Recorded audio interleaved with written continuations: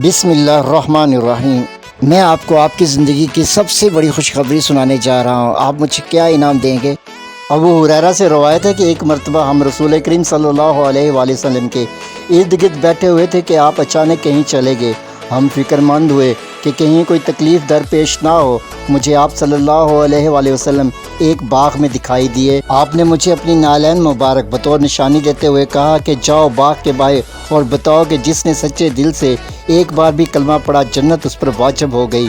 میں نے عمر کو وہ سب کچھ بتا دیا جو آپ صلی اللہ علیہ وسلم نے مجھ سے فرمایا تھا، لیکن عمر نے میرے سینے پر تھپڑ مارا اور میں گر گیا۔ میں واپس رسول کریم صلی اللہ علیہ وآلہ وسلم کے پاس روتے ہوئے پہنچا۔ عمر بن خطاب کے آنے پر آپ نے پوچھا، اے عمر تم نے ایسا کیوں کیا؟ حضرت عمر نے عرض کی، یوں لوگ عمل چھوڑ دیں گے اور اسی فرمان پر بھروسہ کریں گے۔ اس دلیل پر آپ نے فرمایا ٹھیک ہے، رہنے دو، نہ بتاؤ۔ صحیح مسلم شریف حدیث نمبر 150۔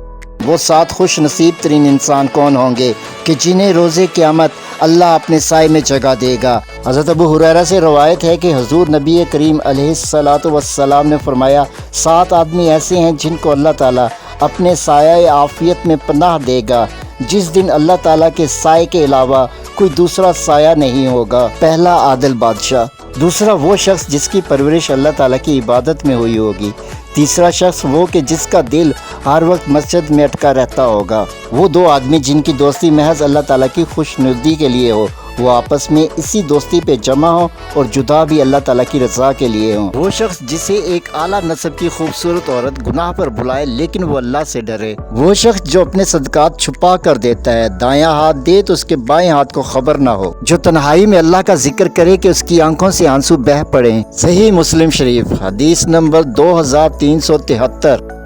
خوش نصیب ایمان والے اپنے پروردگار کو ایسے دیکھیں گے جیسے 14ویں رات کا چاند دیکھتے ہیں۔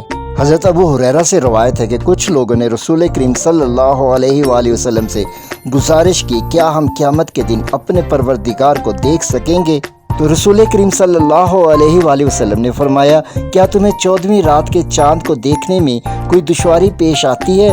انہوں نے عرض کی، نہیں، بالکل نہیں۔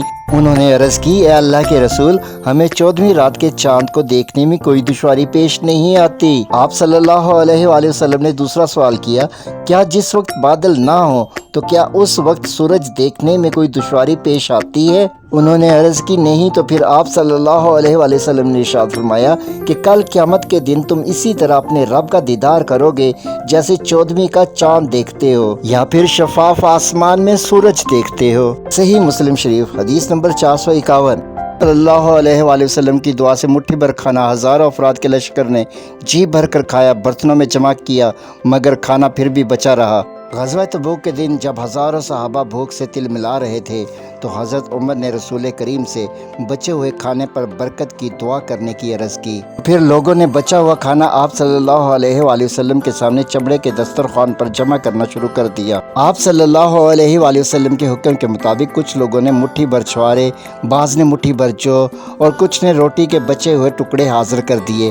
جب یہ بچا ہوا کھانا جمع ہو گیا تو آپ نے برکت کی دعا فرمائی۔ دعا کے بعد آپ صلی اللہ علیہ وسلم نے فرمایا، سب لوگ اپنے اپنے کھانے کے برتن بھر لیں۔ سب نے ایسا ہی کیا یہاں تک کہ کوئی برتن خالی نہ رہا۔ ہزاروں افراد کے لشکر میں نہ صرف یہ مٹھی بھر کھانا پورا آ گیا بلکہ بچا رہا۔ پھر آپ نے فرمایا، میں گواہی دیتا ہوں اللہ کے سوا کوئی عبادت کے لائق نہیں ہے۔ صحیح مسلم شریف حدیث نمبر 142۔